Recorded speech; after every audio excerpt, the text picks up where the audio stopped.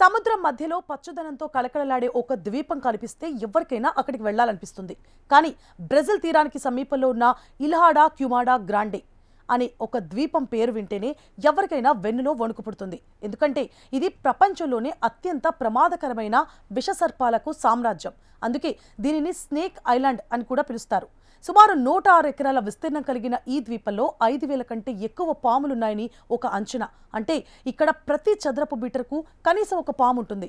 ప్రపంచంలో మరెక్కడా కనిపించని గోల్డెన్ ల్యాన్స్ హెడ్ అనే అరుదైన జాతి పాములు ఇక్కడ మాత్రమే కనిపిస్తాయి. ఈ పాముల విషం అత్యంత భయంకరమైనది.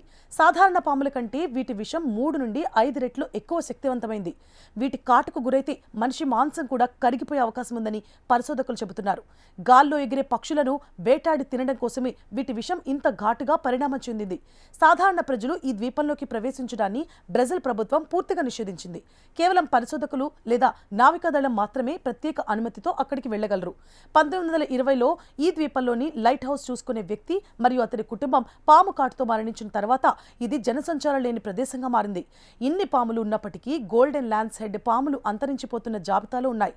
వీటి విషాన్ని కొన్ని రకాల మందుల తయారీలో ఉపయోగిస్తారు. అందుకే స్మగ్లర్లు ప్రాణాలకు తెగించి మరీ ఈ ద్వీపానికి చేరుకొని నల్ల బజార్లో ఒక్కో పామును లక్షల రూపాయలకు విక్రయిస్తూ ఉంటారు.